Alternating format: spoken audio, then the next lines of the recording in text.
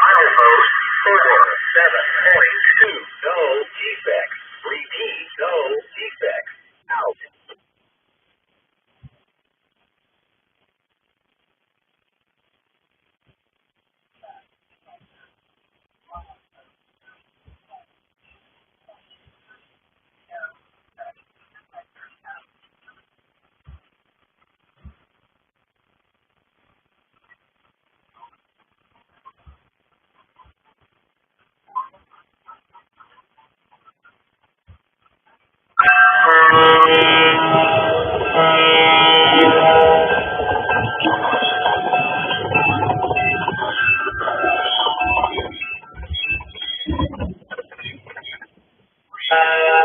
On track 1.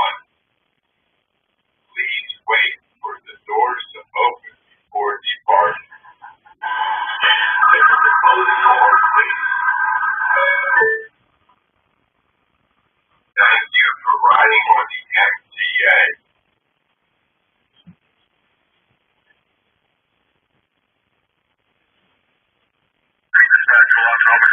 Number 11, you have locomotive maintenance given the call about the leader. I'll let locomotive know. Thank you.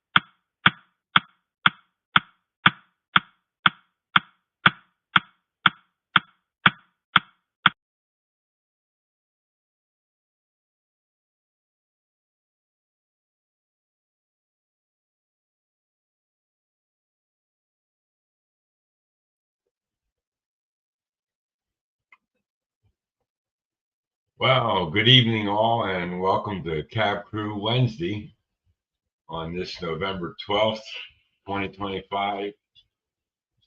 Hope everybody's well and warm. It was 49 degrees here today in New Jersey, and sure it's colder in other spots of the country, but not sure. And just been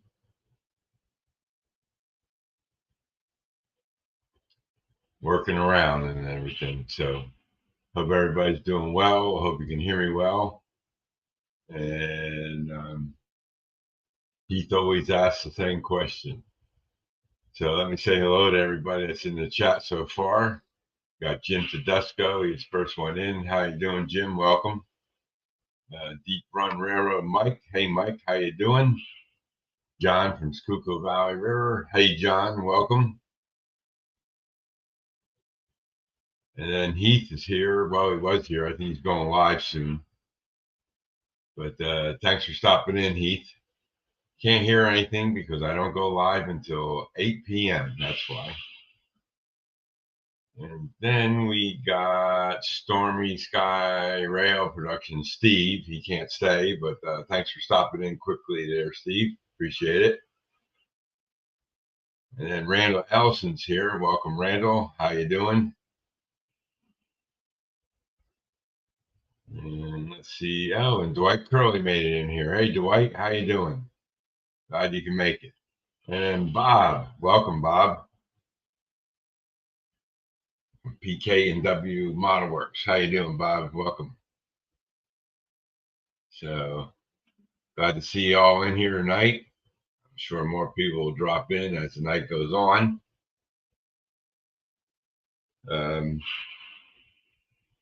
So what I've been working on the last couple of days is my turntable up there on the that fifth level where I have it, and I've been putting in. I redid a service track and realigned it, and then I put the vacuum cleaner car up there, and I used the 44 tonner to move it in because it's still a little steep for a little guy. So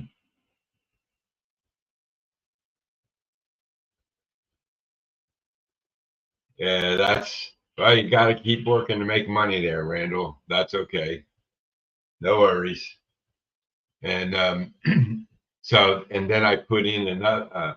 I had another track there I was using for spare wheels, and I decided to use that for that little switcher I had. But the track rails weren't quite correct on it.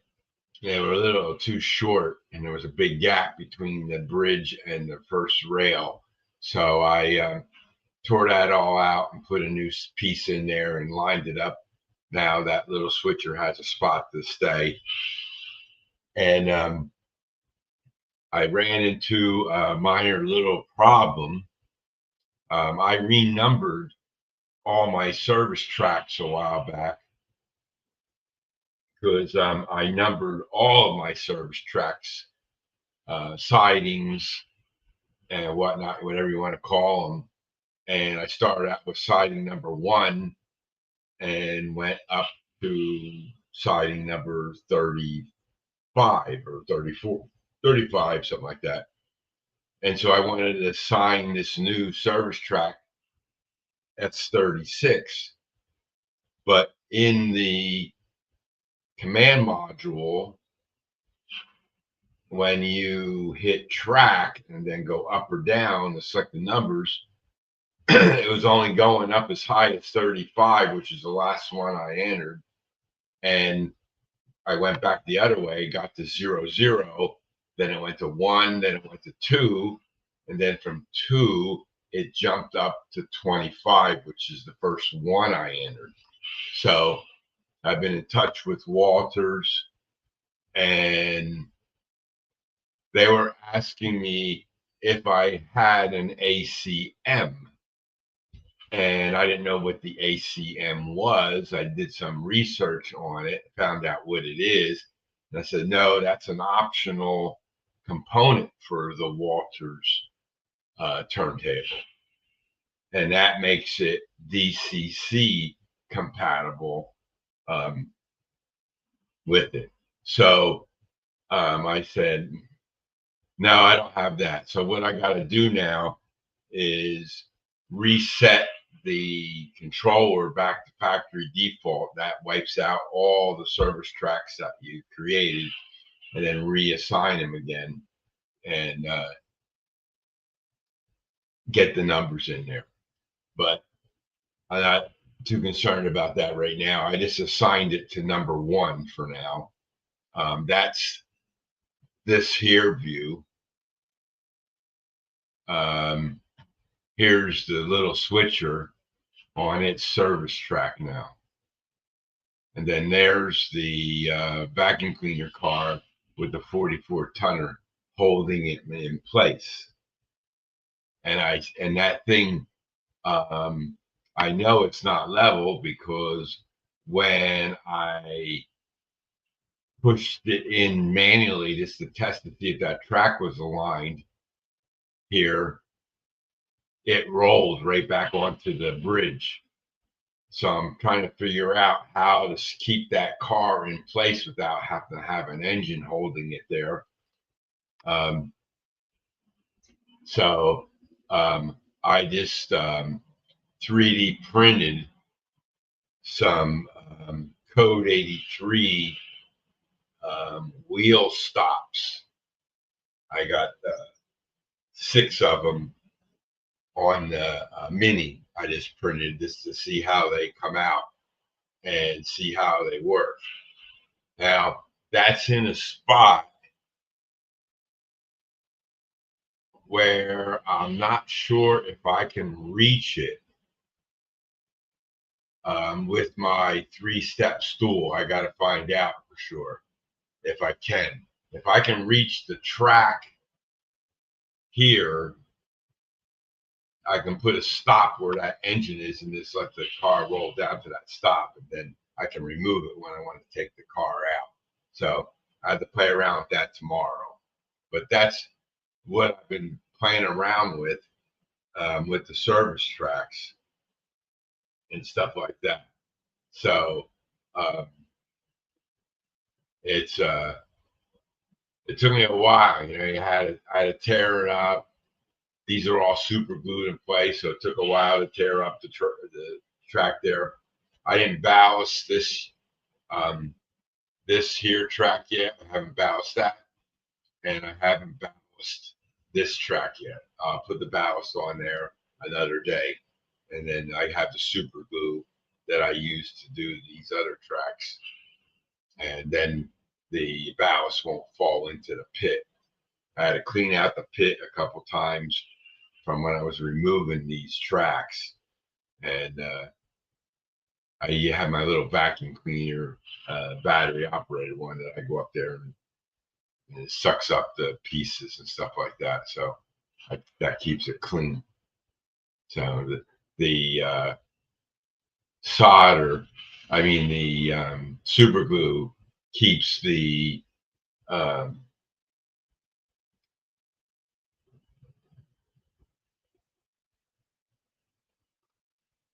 keeps the ballast from moving at all. You use the Mod Podge mix or whatever to do ballast on regular track, but that has a tendency to break up sometimes, and then you get little pieces all over the place. So don't need to do that. Yeah, thanks, Bob. And so that's what I've been playing around with. Plus, you know, I had a doctor's appointment to go to, so that wasted half a morning, so I couldn't do much work on this. And then today I took Barbara to the dentist, and she has more teeth pulled today, and that was 3 or 4 hours of time spent. And so yeah, she has more teeth, so her mouth is really sore right now. So she's in a lot of pain right now. But so that's what we were busy doing. Most of the time we were doing this and that sort of thing. So yeah, she's getting a lot of her teeth fixed and stuff like that. So they have to pull out a lot of teeth to fix them and all. It's a major undertaking. So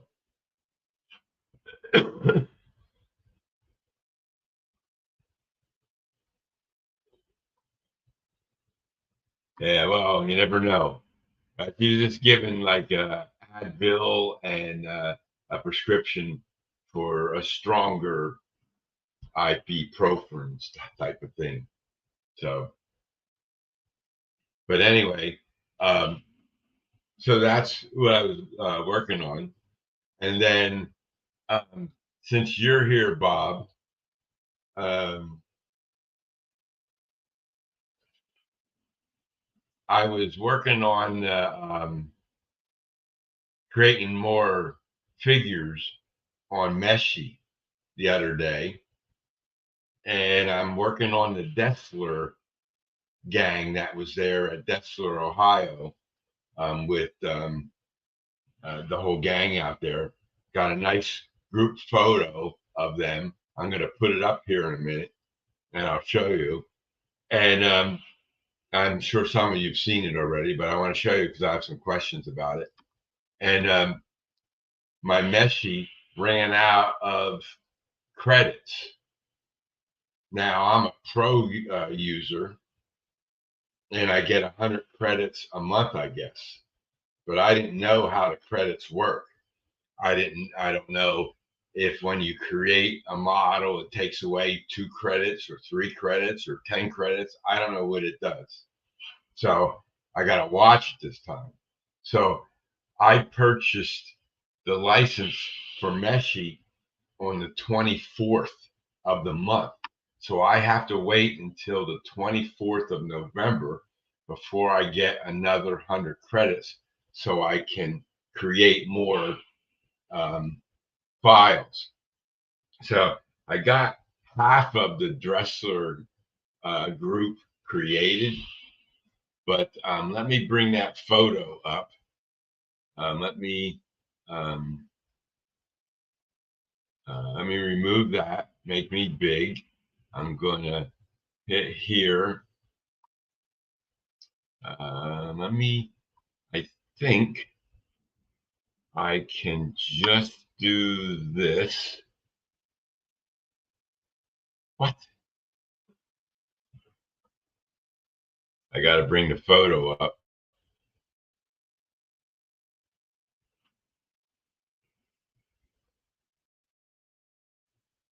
There we go.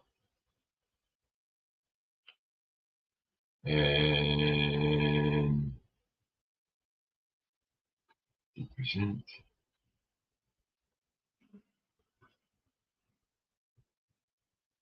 Did I stop sharing? Oh, stop sharing.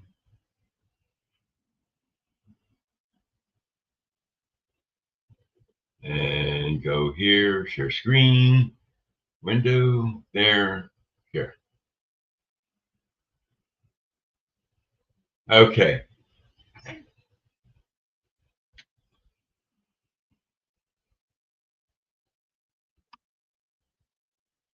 Yeah, I tried doing that, Bob. I looked at that and it won't let me do anything because I have 0 credits.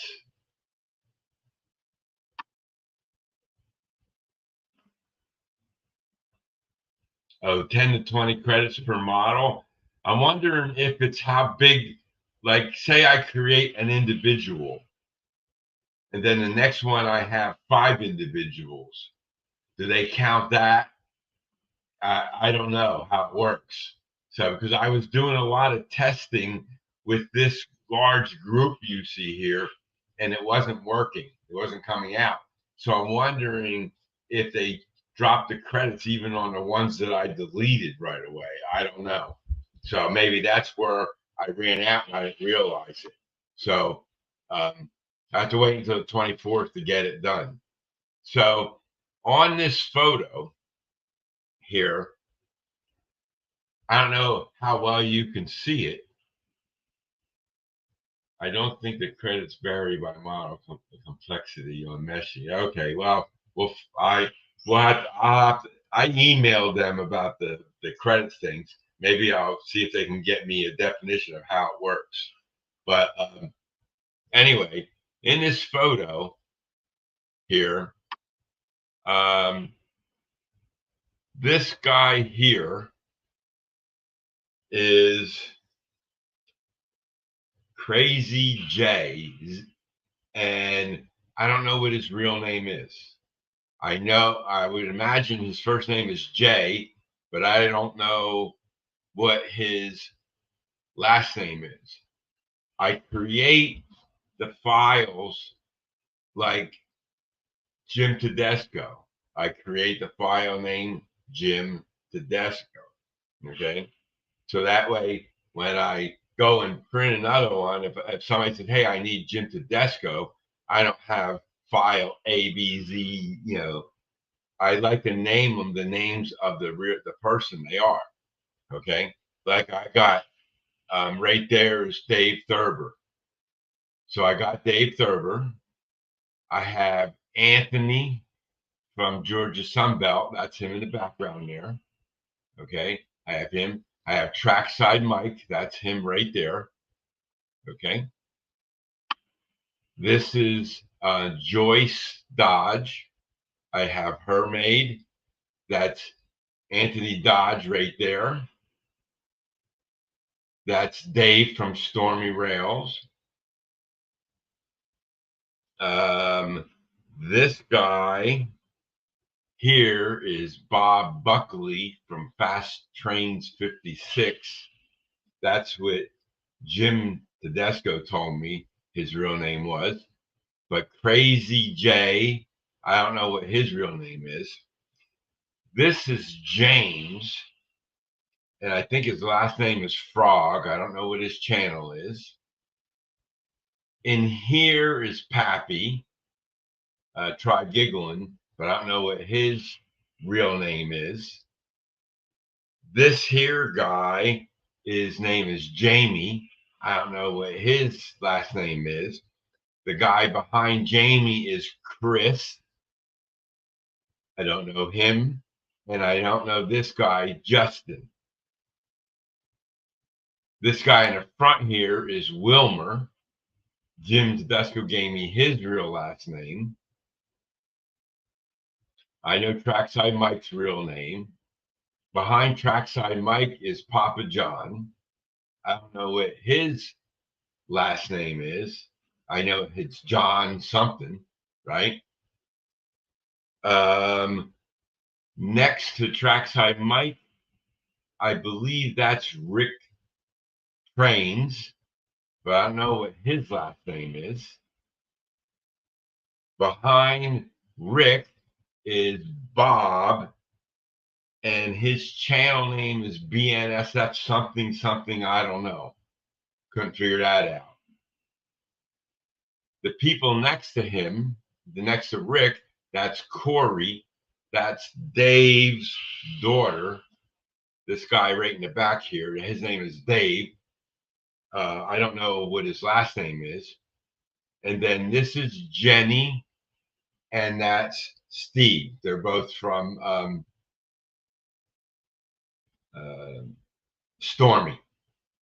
Okay. And I was on the phone with the Stormy gang on Sunday, and they gave me most of the first names. They didn't know the last names of some of the people. I spoke to Jim, talked to him about it. I don't know who the last names of these are. And Crazy J, I looked up his YouTube channel and put in his email. I found his email address and I emailed him, but he hasn't replied. So I don't know if he doesn't know me. That's why he didn't reply. I don't know if anybody, you guys know me. I really don't know. So James's channel is Frog and Flange. Oh, Frog and Flange Productions. Okay, because I got another model of the other guy, Flange.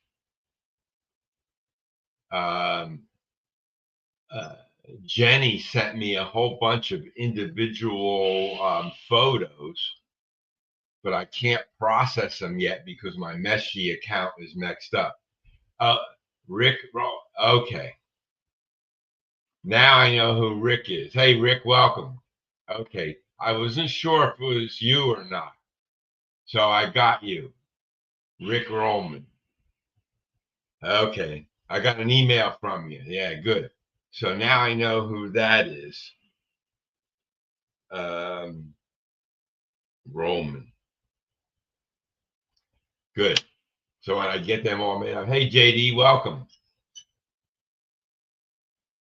So that's what I'm trying to figure out while I'm waiting to be able to create the people. I got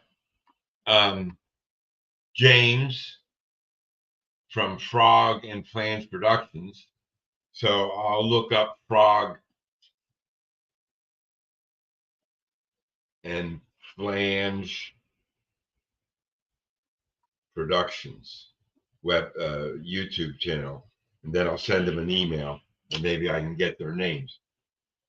Oh, it's James Smith. Okay, good. James Smith. Perfect. See, because I have, these are the people. Now, here's the people that I have created. First of all, I started cropping this picture down to try and get the Meshy to create the pictures, because the whole group in Meshy, most of the people's heads were missing.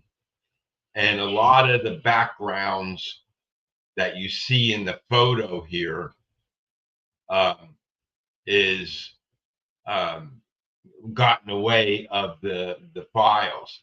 Part of the buildings were on the backs. Even in Meshy, when you go and remove the background, because the image is so clear in the background, it leaves it there. And like this building here stayed. This brown or reddish brown building here stayed. And then I think this tripod here might have caused some issues too, making it and stuff like that. So I got James Smith made. Okay, Rick, no problem. I got James Smith made. I got Crazy Jay, and that's his son Brody, right there. And I got Bob here from Fast Trains 56, Bob Buckley. I got Dave from Stormy, and then I got Joyce and Anthony made. I got Pappy and Jamie and Chris and Justin made. I got Anthony from Georgia Sunbelt, and I got Dave Thurber, and I got Trackside Mike. They're the ones that I have made. So from Trackside Mike over to the left, I got done. The last few on the right is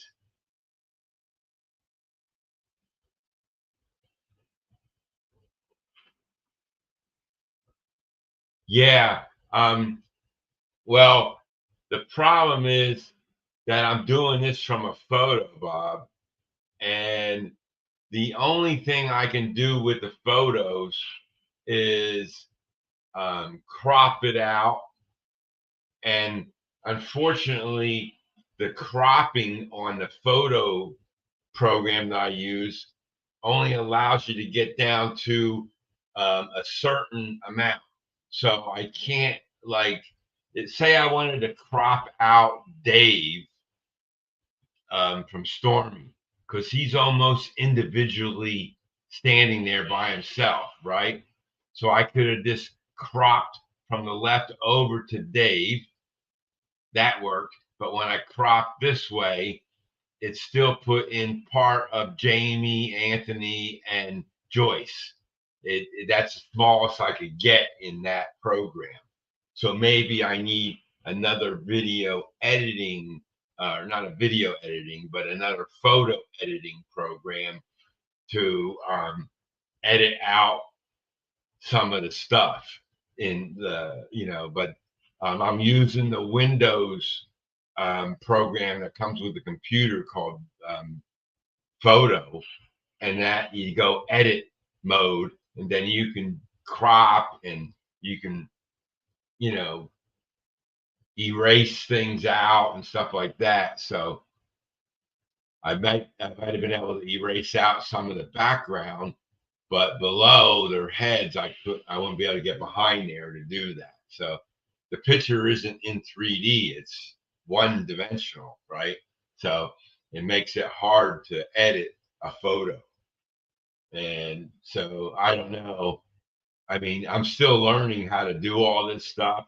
And like I say, when I get an individual photo or even two people in a photo, I can split the photo up. And unless they're sitting on like a father and son in front of each other, that's hard to split because you're so close and I can't split them. So if they're standing side to side, I can split it in half and then have two individual files. So, like I did from Barbara gave me a picture of her son and grandson together. I 3D printed them and made them bigger. She's making Christmas, and then I put on the back of his shirt, I put a hook on the back. I took him up to Tinkercad, took a ring and attached it to his back to make a hook, and now she can hang them on the Christmas tree. I made her 3 of them. She wants to give them to her family members for Christmas. So she's painting them up now and doing that. So she's gonna make some Christmas ornaments out of the models I made for her. So that's what I've been doing, and so Bob gave me a couple of names. Jim gave me a couple of names, and I just saw Papa John's go live today. I got to get his email address and email him. Maybe he'll give me his full name.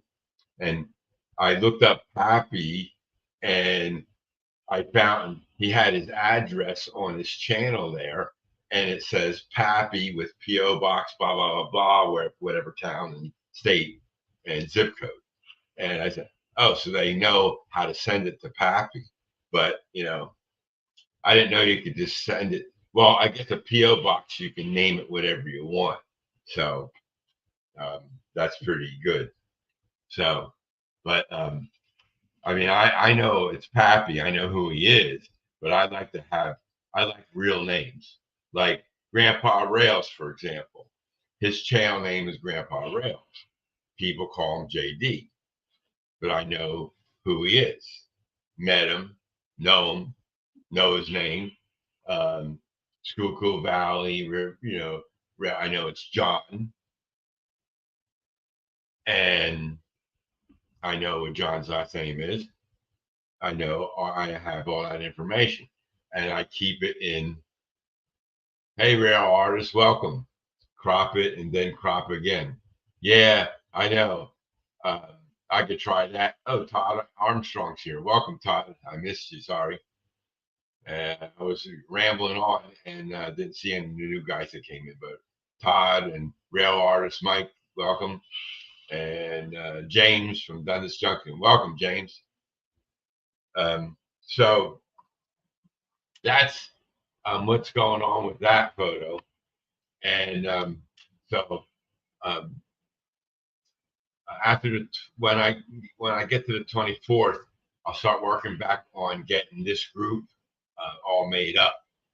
And the reason why I'm splitting them up I had them cropped, and some of them files came out. Like when I cropped these 4 guys, Jamie,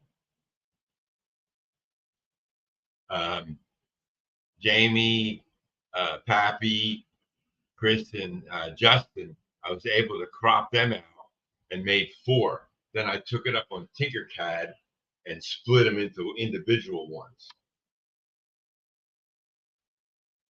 Yeah, that's how it goes.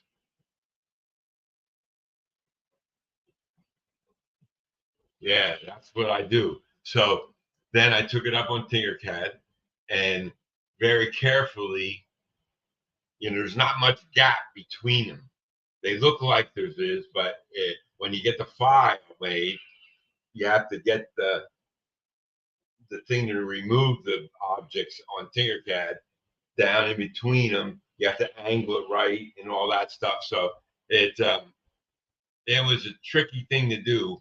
Like sometimes I would get it, and then there was a flat spot on their backside or their front side, depending. So then I had to move the line of the object to remove them in a little bit, just a hair, and then I was able to.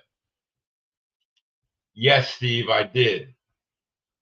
And but I can't do anything with them yet because of my meshy credits problem I have. So, and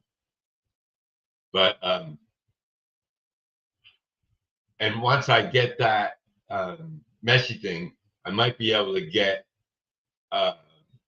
this photo cropped out more, and get good images of those. Plus the one that Jenny sent me, Steve. I have quite a few of the guys in there that I didn't have yet, and so I'm going to work on that once after the 24th of the month when I can do this. But what I was trying to do, Steve, is get the names of all these people so I know who they are. And I got first names, but not last names. And that's what I'm looking to get.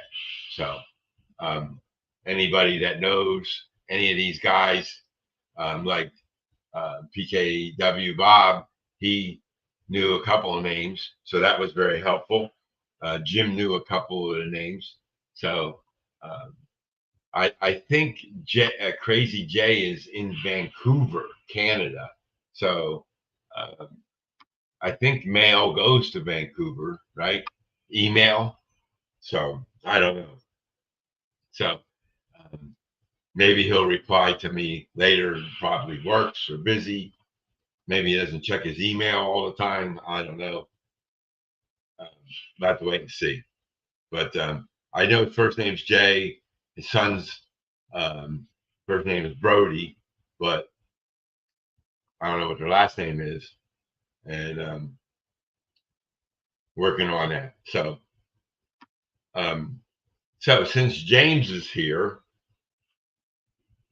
I'm going to make myself bigger. I'm going to remove this photo. You make myself bigger. And James asked me a question the other day about LED lighting and putting it on track. Okay. Well, very simple. An LED with the resistor. Now, James knew to put a resistor on the LED. Okay. And what I did is I just soldered a wire onto the LED. And this is a telephone wire. This for Hardy Hars. I have a whole bunch of this stuff, but it's actually Ethernet Cat 5 wire. And what I do is all I got to do, I have track power here. I don't think you can see the red light. You can see it on my hand, the red light on my hand. So that red light is lit up. And down here, there's a red light lit up. Okay. So when I put these two wires on the track,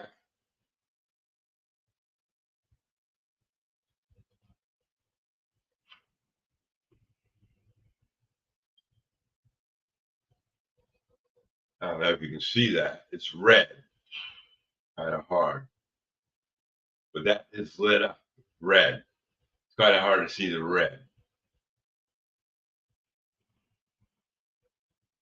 Lights are too bright, I guess, for the red. Maybe I should use a different color light. But you get the idea. Now, you can put this LED wherever you want. You want to run a wire this long and put it in your fascia to let you know that, yeah, I put them on my bumpers. And what I do in the bumper, I just put the LED in there, and then I have two wires coming out. I put a resistor on one of the wires, and then I solder the wires right onto the end of the track, so that when the track has power, those LEDs come on automatically. And then when you turn it off, the LED goes off. So all my yard tracks and some sidings all have individual track power by toggle switch. And I can turn them off, like my whole yard, all those yard tracks, I can turn off the power on them whenever I want. So like I have all my engines on two tracks in the yard right now, and those two tracks are turned off from track power. So I turn the system on, they don't come on. So that's that, James. So hope that helps you. It's very simple, and like I say, you can just solder two wires onto the track and run it to your fascia. If you want to have a toggle switch there to turn on and off the track, and you want to look at the light there, or like I do them in my bumpers, and that's that. So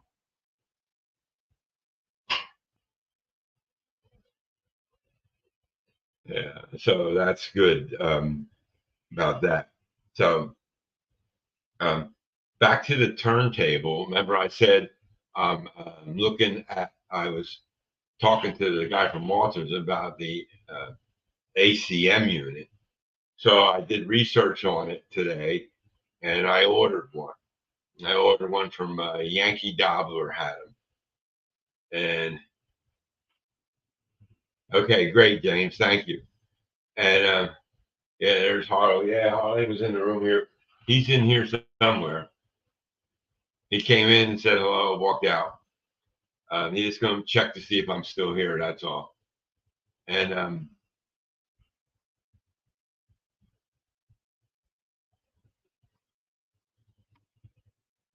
where are you in that photo, Tommy? Next time, pass it around. A list the names in order. Oh, I'm not in that photo. I didn't go to Dressler, Ohio, Bob. I wasn't there. They just sent me the photo so I can make them up. ACM, what is that? Access Control Module. And what it does is it has a cord, just like the cord you have on the controller for the Walters machine that gets plugged into the motor underneath the controller. That cable, it provides another cable because on the controller there's two ports, and you can daisy chain another controller elsewhere, and then at that end you plug the cable in there, and then you have an open port. Well, at the other end, at the end of your chain, you plug in the ACM into that port. That enables the device, and then you can it allows you to control the bridge from a controller, either serially or by your DCC system. Like I assigned them number 36, so I would type in 36, and then it would rotate the bridge around to track 36 or track 21 or whatever track number. So it allows you to control the turntable through your DCC command station, NCE, Digitrax, whatever one you have. you can configure that in the ACM unit. You have CV settings in there. You have to do. Thanks, Mike. You have to do, and you set them up in there. You can even with the ACM through your command station, you can set up new tracks up there with it instead of going to the console and working the panel that way. You can also put a digital device connected to that ACM, and it'll display out the track number you're currently positioned at, just like the console that you have mounted on your fascia. But say you wanted to know it in a different, say you were in a big room and you needed to know it in a different spot, you can add another monitor somewhere else to see all that. Yeah, I have two controllers on my layout too, James. I have one in the front of the turntable, and it's up high, and the other one's on the back side of the turntable. So when I'm back there, I can control things on the turntable and do stuff like that from back there. That's okay. He comes in every so often. And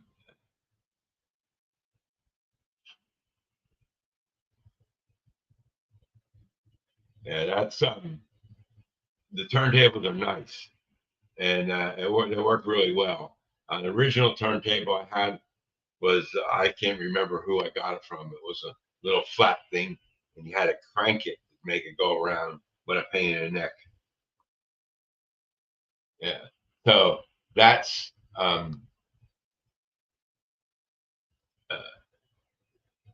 what I. So I said I ordered that from Yankee Dobbler, so that'll be here whenever they ship it out. Who knows? That's probably a weekend project to get that thing installed and stuff. So, I mean, all it is plug it in, and it gets the DC. Your turntable is already connected to the DCC system already. So, and that's to power the bridge, right? So it's already controlled, and that controls the second controller. Yeah. Well, I got mine for free, James. Mine went bad. Then I went back, and it's been too long between you and USPS rants. We are due. Ha ha ha. Well, let me finish up this, Bob, and then I will tell you about U.S. Post Office for a minute.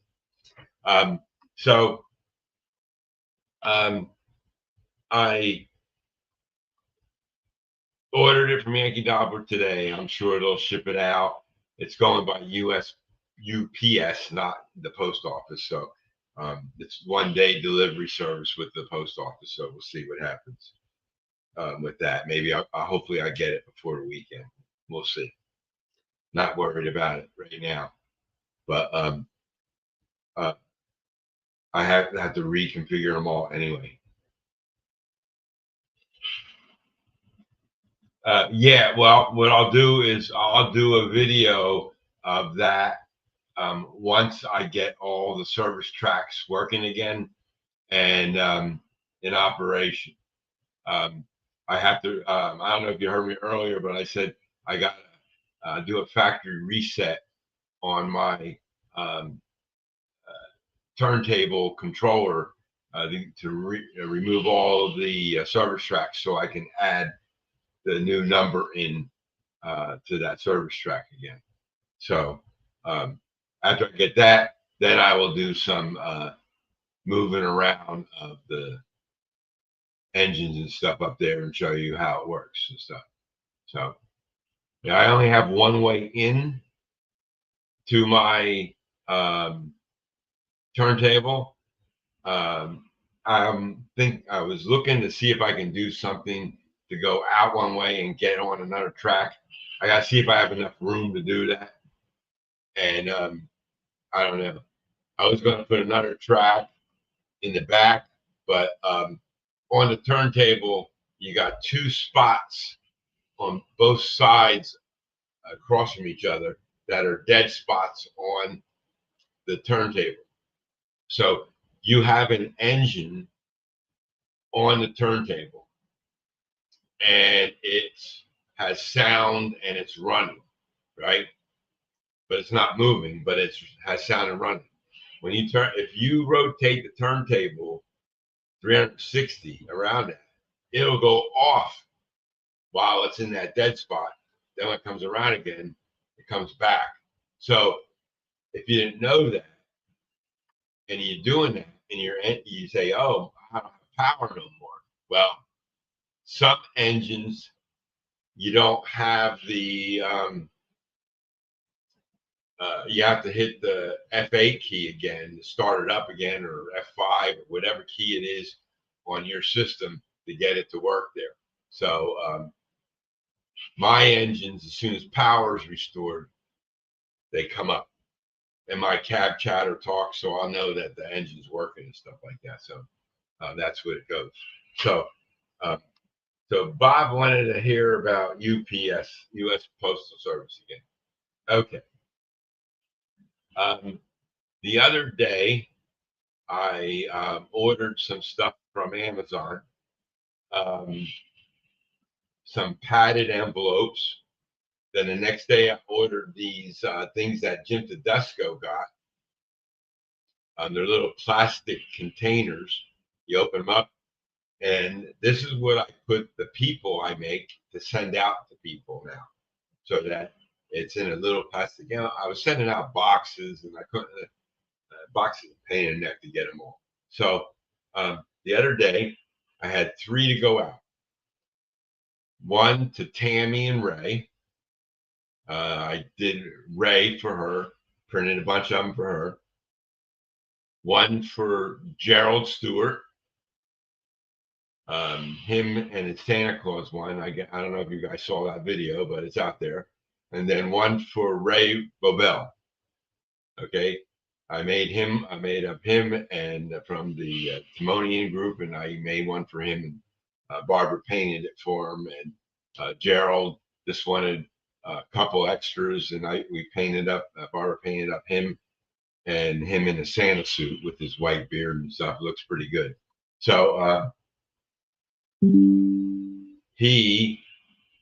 so I put all 3, I go on to stamps.com and generate a label. And I printed them out, packaged them all up, all 3, put them in my mailbox, lifted the flag up. This was Sunday afternoon, or Sunday afternoon. Saturday I did it. Sunday afternoon I put them in the mailbox. Monday comes, the mailman comes and picks them up. The flag goes down, and I had mail. Went out there, got the mail. All 3 of them were taken. Right. So Monday night comes. Usually the guy is supposed to scan them. The letter. He received 3 packages from somebody. He didn't do that. He dropped them off at the post office. They didn't scan them either. I don't know what's going on, why they don't scan things anymore. And then Tuesday was a federal holiday, so the post offices were closed. So I expected nothing to happen. Well, Tuesday, 2 of the 3 ended up in Kearney, New Jersey, which is always the stop. It goes from my town to Kearney, New Jersey, and then it gets distributed out to wherever it needs to go. 2 of them. The other one was just sitting there saying, Post office doesn't have the package yet. I woke up today and then it was changed. So 2 days later, they decided, oops, we should have scanned this. So I don't know what's going on with those guys, but anyway, that was all for today, Bob. Only that they didn't scan one of the three packages, and they were all neatly done, and the label was on the same side on all three of them that they had to scan. So all I had to do is flip them over one side, scan. Why the mailman don't scan them, I have no idea. Now, I'm sure he probably has a bucket in his truck or something where all the pickup stuff from people that put in their mailboxes, and he puts them all in one box so that he knows that that's the stuff that has to be sent out. But he should packages. He should be scanning them packages. Letters, I can understand. He can't scan a stamp, but that's yeah. At least it's showing in the system now, right? So it's there. So it's moving around in a network, right?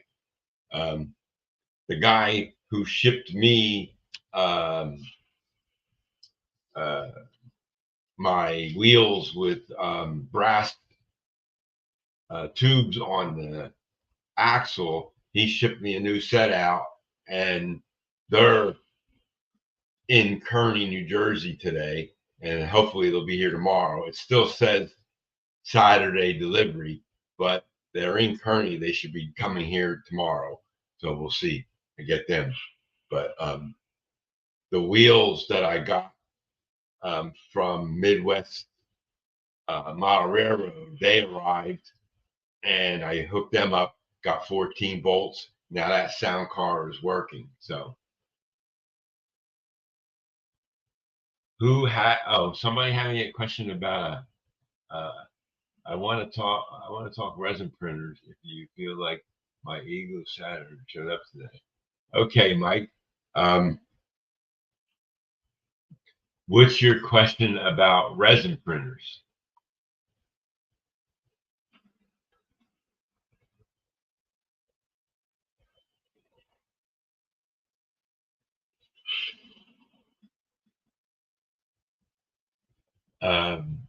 Yeah, it's duo turntables. Yeah. Yeah. So um, where do you find railroad prints? Okay. Thingiverse.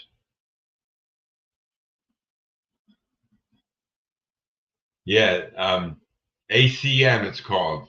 Part number is, I'll put the part number in the chat there, James, for you.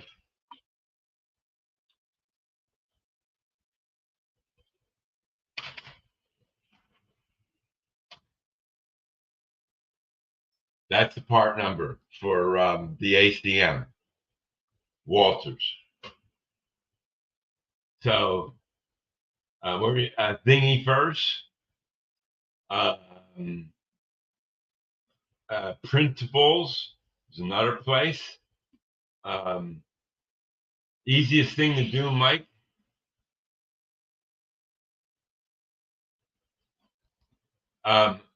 No smell at all, Mike.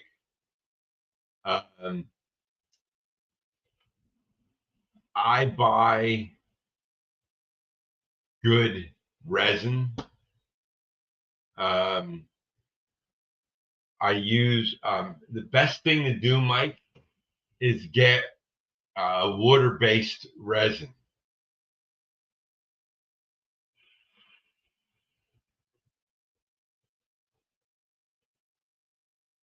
The only problem, Bob, is $192 a year is a lot of money to some people. So unfortunately, the free version of Meshi doesn't allow you to download anything. You can create, but you can't download anything.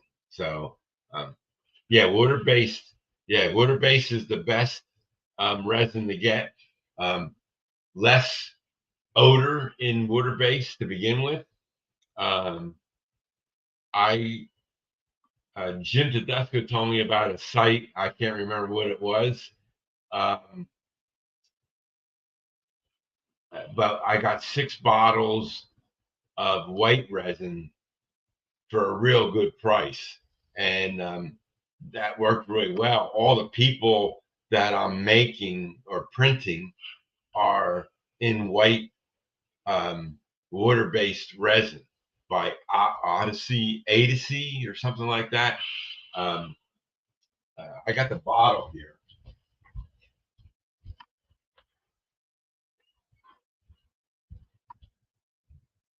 It's Ace Odyssey. That's the bottle right there. That's water-based white resin, 1000. Okay. Mike,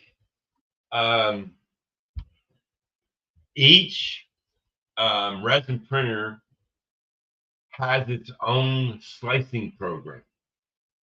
Okay. My 2 resin printers in the back behind me that you saw, they're both Anycubics. One's a 4K and the other one's a 6K. That's just the size of the build plates. Okay. And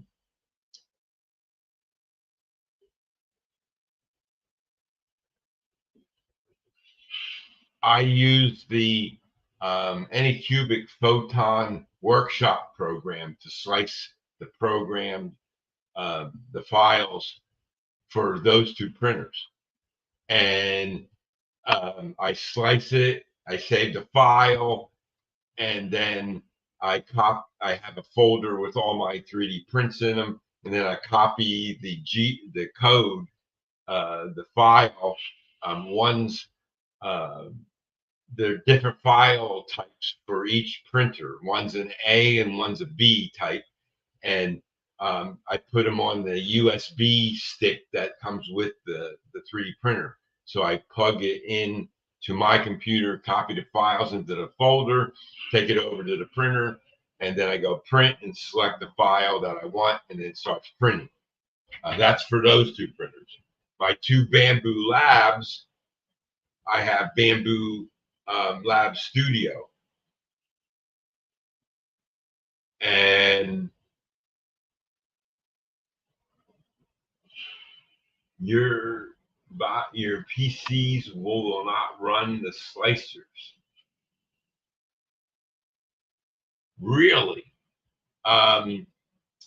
Mike, how much memory do you have in your PC, and what version of Windows are you running?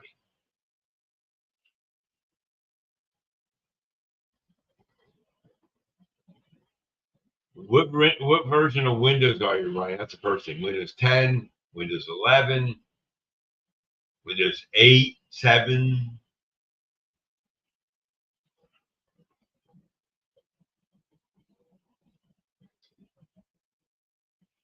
It's 14 years old. Yeah. It's running XP.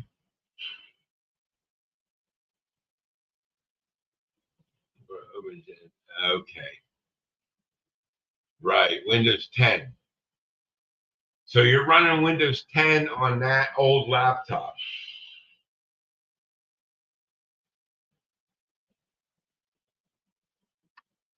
I'm guessing that laptop only has maybe 8 gig in it.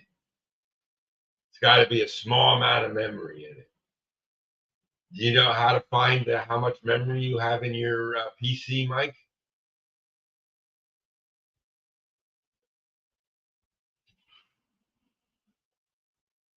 Yeah, well, see, Bob, he's running a real old computer, and they don't have the support to run some of the programs in them.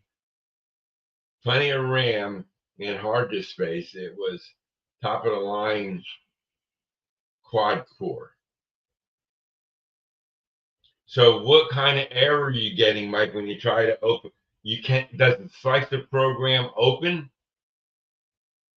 Can you put the model on the build plate in the slicer program, or does the slicer program not even load?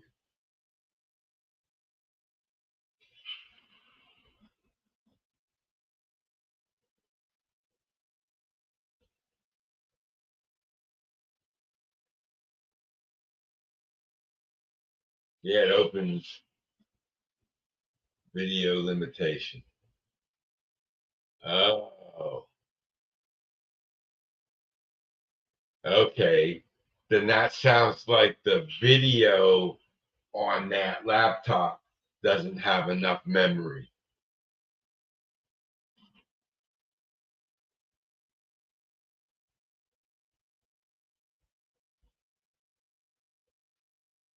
Hmm.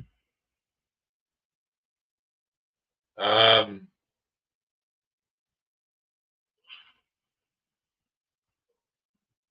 man, I don't know. Um, and you have a igloo, right? So you have to use. See, there's a program called Lychee, but I doubt if that'll work if your program doesn't work on there.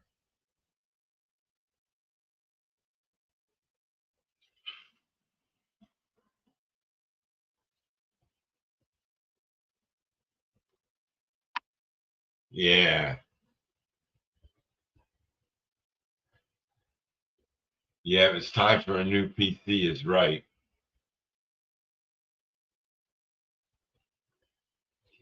Yeah, I would. I if it's in your house, Mike, I would get a desktop rather than a laptop. See, I have a desktop here in my office, and I got two monitors side by side, and that's where I do all my 3D printing, design from, slicing from. I can print from them. The Bamboo Labs slicer program allows me to click send the printer and it sends it to the printer directly. I don't have to carry a disk over to the Bamboo Lab printers. The resin printers, I have to do that. But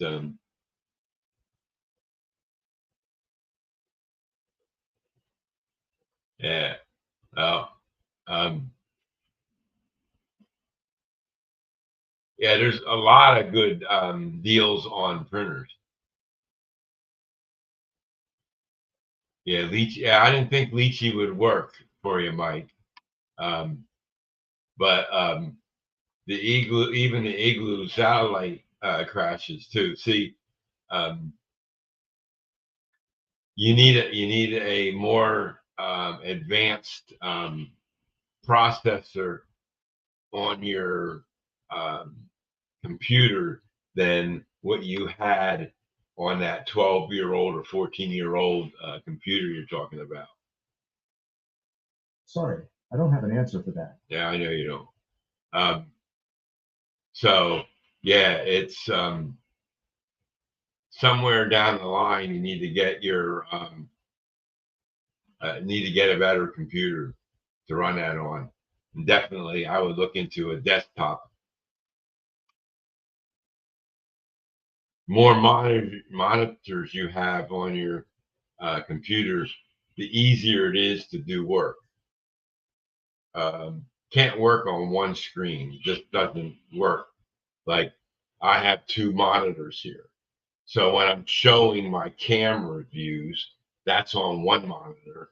I share the screen on StreamYard, and then you can see all of my cameras in one view. So that's how easy it is.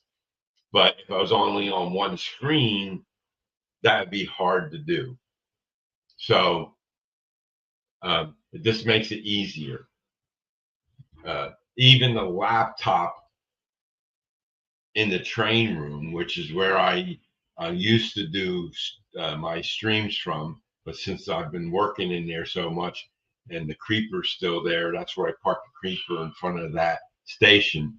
It's hard to do streams from there. Once I get done with what I need the creeper for, then I can start streaming from inside there again. But uh, and that has two monitors on it, the laptop and the monitor above it. The monitor above it, it has the camera view on it. I can launch that program on multiple computers, and I can watch the cameras on multiple computers. Derek Alexander, welcome. How you doing? So I, and then my laptop for JMRI has 3 monitors on it, and the big screen TV,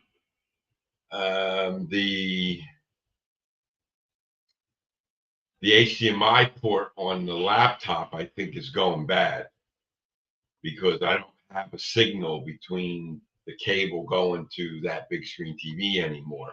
It happened to me a week or 2 ago. Then it came back again today. It went out, and I unplugged it from the laptop and blah, blah, blah, blah. So I ordered from Amazon today. It'll be here tomorrow. A USB to 2 HDMI ports. Yeah, Leachy uses a fair bit of memory. That's correct, James. All these slicing programs use a bit of memory. You can look in Task Manager and you can see how much is there. So have to go back and watch there, Heath. Yeah,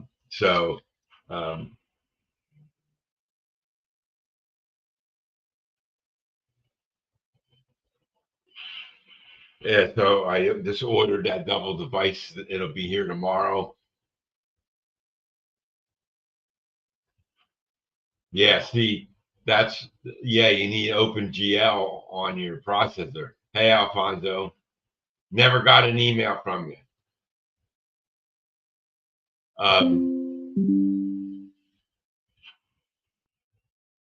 Okay, great. Just got another email from Stormy. Good. So,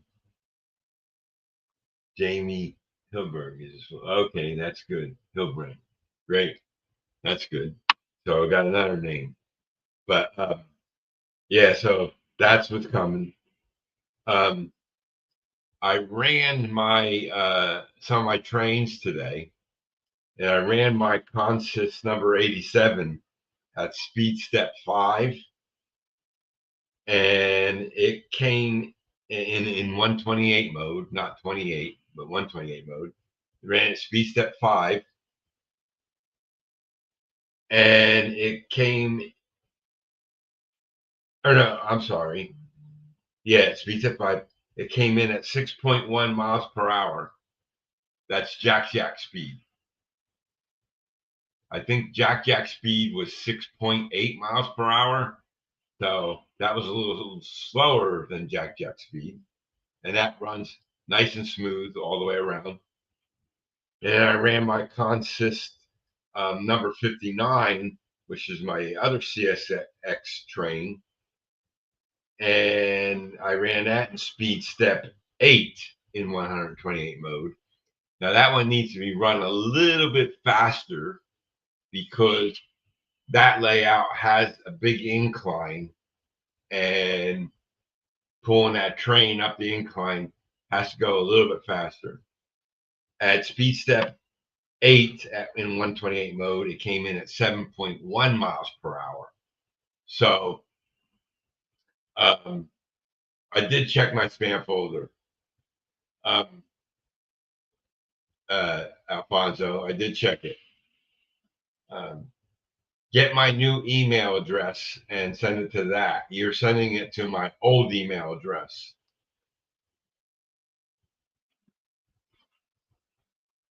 That's right. Got to use lowercase letters. Upper and lowercase works, but not all uppercase. That'll be a spam message without it, no doubt. So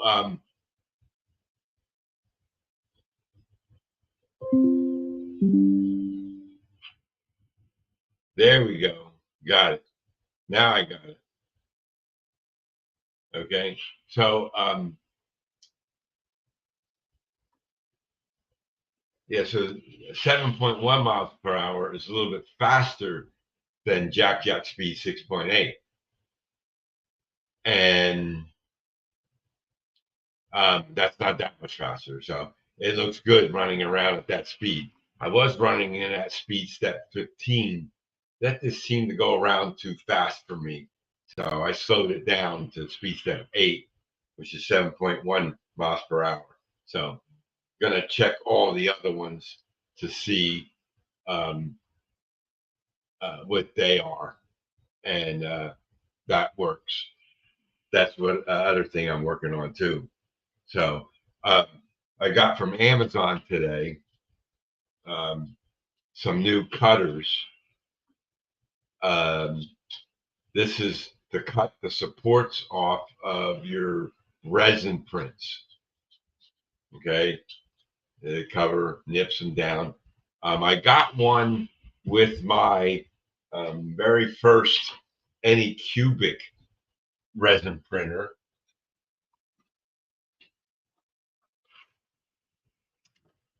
This guy here, but he seems to not want to nip at the very end. And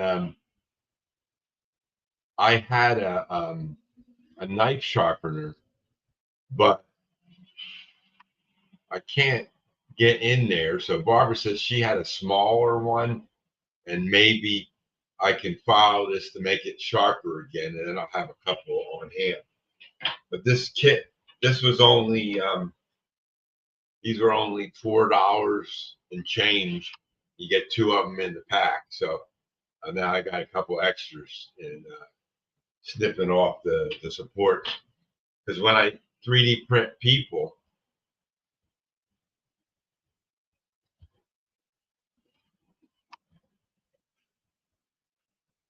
yeah, Harley's laying down right here. Okay, Bob, thanks for stopping in. We'll catch you later. Yeah, I saw that. Steve, thanks a lot. I'll look at it after the show.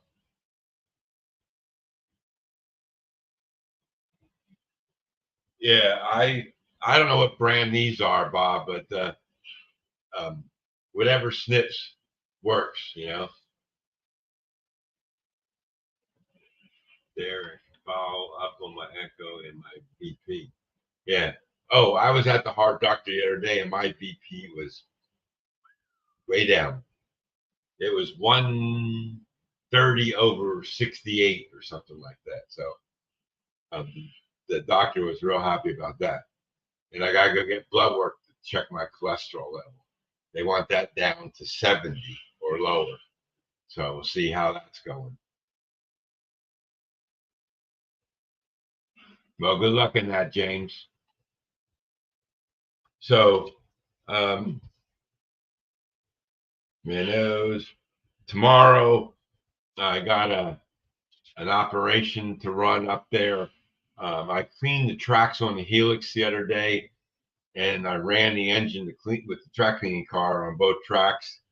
And then that engine had a little problem.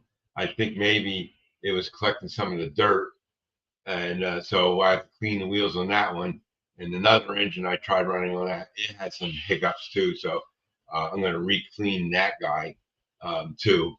And so I got like 5 or 6 engines that are going to be the workhorses on the Helix to bring cars up and down and stuff like that. That's what the plan is. So I'm going to test all them going up and down. My one engine worked taking 4 oil tank cars from where I staged them in the yard on the lower level, over and around and across the lower level, and then up the Helix all the way up to the top level. And then I stopped at the tunnel going in because I didn't clean the track from the tunnel to the other side yet. So before the show tonight, I cleaned that track off with my cork thing and some mineral spirits and cleaned the track to the industry area where the turntable and my double slip is. And I got to get them back into the refinery area there and park them there. So these are the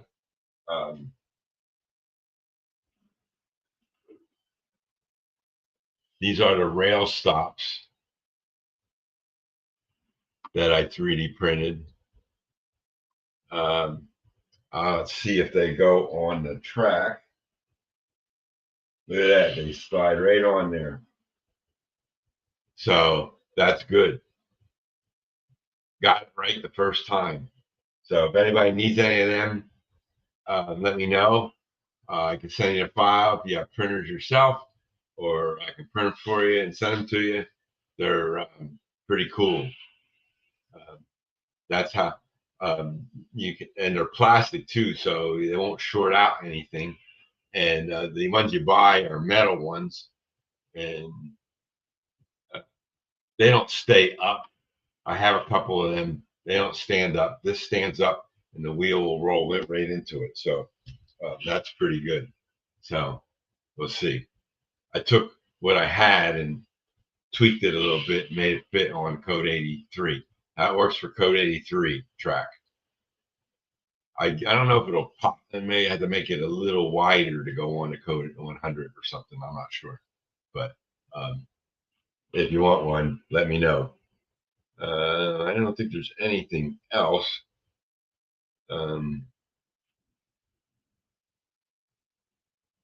Yeah, so tomorrow I'm going to run the train through the tunnel and through the double slip, and then back it in through the double slip into the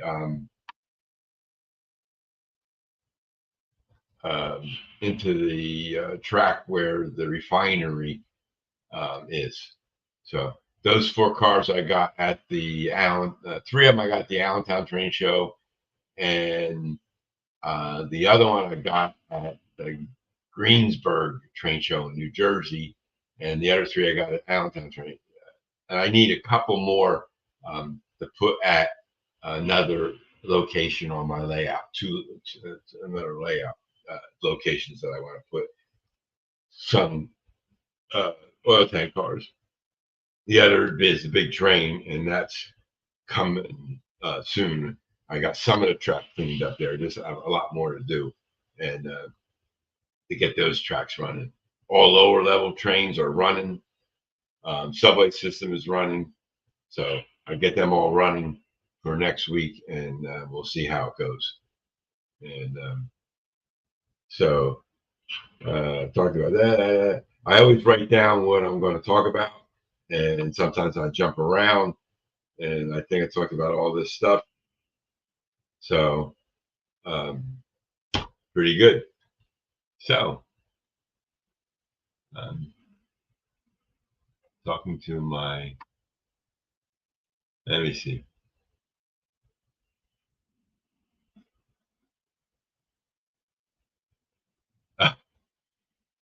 Bobby, I have some wire shippers not made in China. It cost me $50 for 5 years ago. Replacement. Yeah, wire snips. Yeah, they can be expensive, but these aren't. I don't think. But they call them wire snips, but they're really to cut the resin prints. So.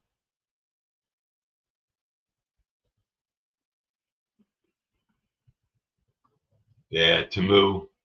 I refuse to buy things from Temu. Barbara buys things from Temu all the time. The reason why I don't want to buy something from Temu is can't send it back. Their return policy sucks, from what I understand. So, hey, Chris, welcome. Cleaning track. Yeah, that's what I've been doing, Chris. A lot of that. So, I gotta clean. I want to clean the helix. I want to give it one more time. That track cleaning car, that cloth was black gold, as Jed Clampett said, Texas tea, right? So it was I got to run it through again just to clean it again. But I got these little mini brass brushes that I put on my Dremel tool, and I can clean the wheels. And the other thing I got to clean the engines is this device.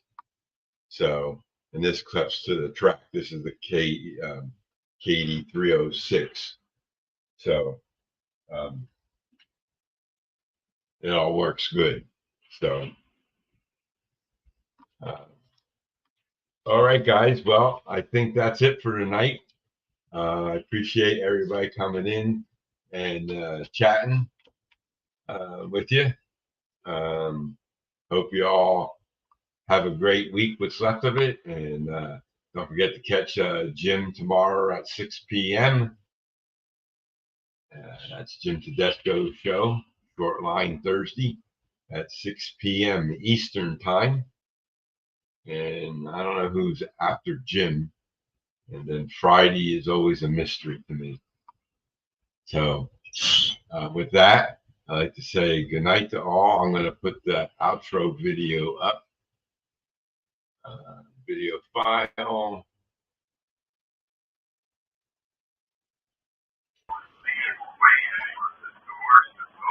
And watch it for about 5 minutes.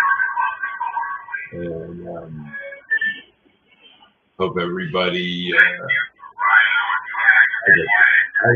we'll catch you all later. I'll still be here if anybody has any questions or anything.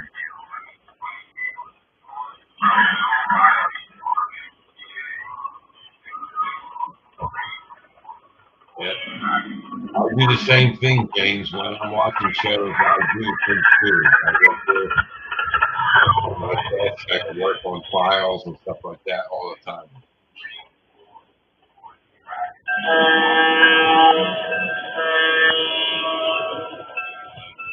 Chris, you're never late coming in. It doesn't matter. But thanks for coming in. I appreciate you going up.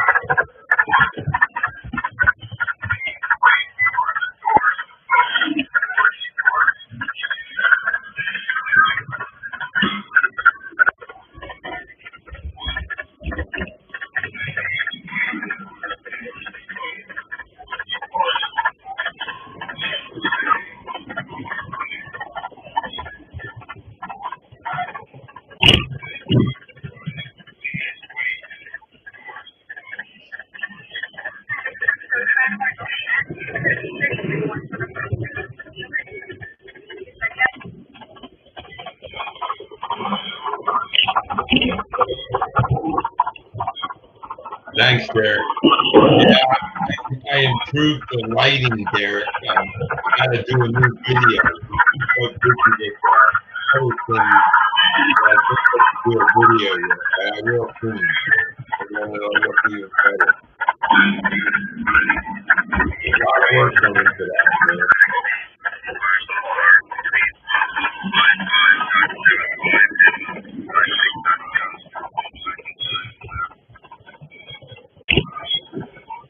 Good night, Mike. Thanks for stopping in. Chris, good night. And everybody else.